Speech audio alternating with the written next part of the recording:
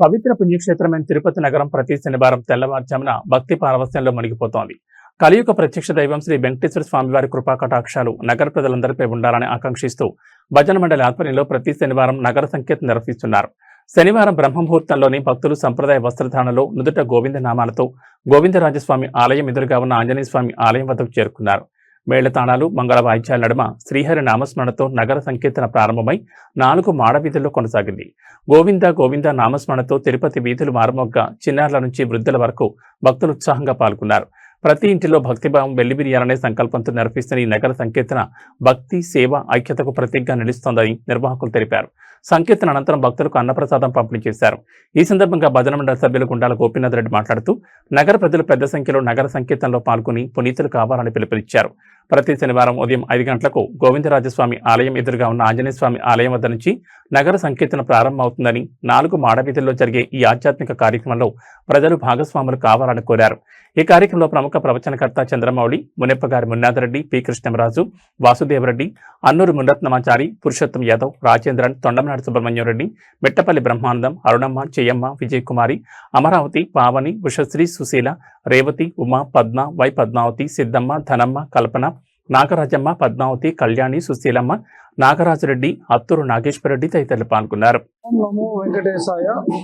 తిరుపతి ఆధ్యాత్మిక నగరంలో ప్రతి శనివారం ఉదయం 5 గంటల నుంచి 6:30 వరకు నగర సంకీర్తన జరుగుతుంది. విశేషంగా భక్తులు పాల్గొంటున్నారు. ఈ నగర సంకీర్తన ఉదయం ప్రతి శనివారం ఉదయం 5 గంటలకి గోవిందరాజస్వామి గుడి ఎదురుగా ఆంజనేయ స్వామి గుడి వద్దకు భక్తులందరూ చేరుకోవాలి. అక్కడ నుంచి తిరునామాలు ధరించి గరుడ దీపంతో ఈ గోవిందరాజస్వామి మహాగోపురం వద్దకు వెళ్ళి ఒక సంకీర్తన చేసి తరువాత దక్షిణ మాడ వీధిలో లక్ష్మీ నరసింహస్వామి గుడిని చూసుకుని, అలాగే స్టేట్ బ్యాంకు, పూలమఠము, గాంధీ రోడ్డులో డౌన్ అయ్యి కరిమారియమ్మ గుడి, అలాగే శ్రీరామ భజన మందిరం చూసుకుని తర్వాత గోవిందరాజస్వామి సన్నిధి వరకు వచ్చి ఇక్కడ మంగళం పాడి తదనంతరం భక్తులు ప్రసాదాలు పంపిణీ జరుగుతుంది. ఇది వలయము.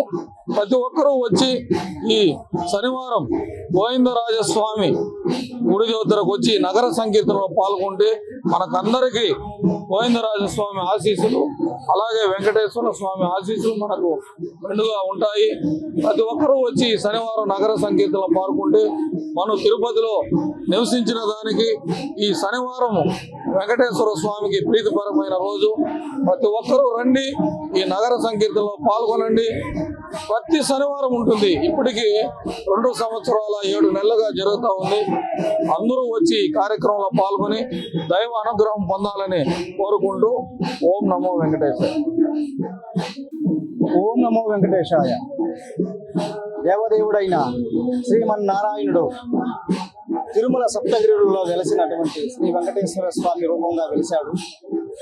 ఈ తిరుపతి పుణ్యక్షేత్రంలో శ్రీ వెంకటేశ్వర స్వామి నిత్య ఆరాధన చేసుకుంటూ మనం ఎక్కడెక్కడ నుంచో వస్తున్న భక్తులు ఈ తిరుపతి పుణ్యక్షేత్రాన్ని పవిత్రం చేస్తున్నారు.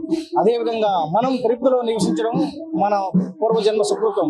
కావున తిరుపతిలోని ప్రజలు, పరిసర ప్రాంత ప్రజలు అందరూ విచ్చేసి ఆ శ్రీమన్నారాయణుడైనటువంటి కలియుగ ప్రత్యక్ష దైవము శ్రీ వెంకటేశ్వర స్వామి భజన అంటే వారికి ప్రీతిపాత్రమైన రోజు శనివారం.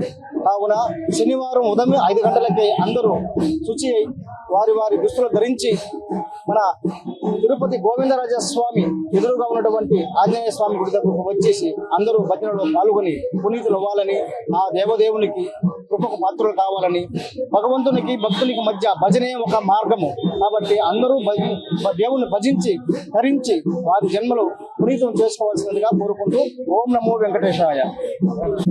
శ్రీ పరాభవ నామ సంవత్సరం, గ్రీష్మ ఋతువు, కృష్ణపక్షం, దశమి, శనివారం. ఇంత పవిత్రమైన రోజు. ఈరోజు శ్రీ శ్రీ శ్రీ గోవిందరాజస్వామి ఆలయం ముంగిట 4 మాడ వీధులలో పొద్దున 5 గంటల నుంచి ఇప్పటి వరకు నిర్వహించబడినటువంటి హరినామ సంకీర్తన ఎంత పవిత్రంగా సాగిందో ప్రత్యక్షంగా చూసిన వారికే అర్థమవుతుంది. హిందూ భక్తులందరూ కూడా ప్రతి శనివారం ఈ కార్యక్రమంలో పాల్గొనాలి. ఇంత పవిత్రమైనటువంటి కార్యక్రమం నిరంతరాయంగా ప్రతి శనివారం నిర్వహించబడడానికి మూల కారకుడు శ్రీ శ్రీ శ్రీ గుండాల గోపీనాథ్ రెడ్డి గారు. వారి గురించి ఎంత చెప్పినా తక్కువే. ఈ కార్యక్రమం ప్రతి శనివారం నిర్వహించబడతా ఉంది అంటే ఆయనే కారకుడు. ఆయనకు ఆ దేవదేవుడు శతాయుషునివ్వాలని, సంపూర్ణ ఆయురారోగ్యాలు ఇవ్వాలని, ఈ కార్యక్రమం నిరంతరంగా కొనసాగేందుకు అందరూ హిందువులు కూడా పాల్గొనాలని కోరుకుంటున్నాను. ఓం నమో నారాయణ.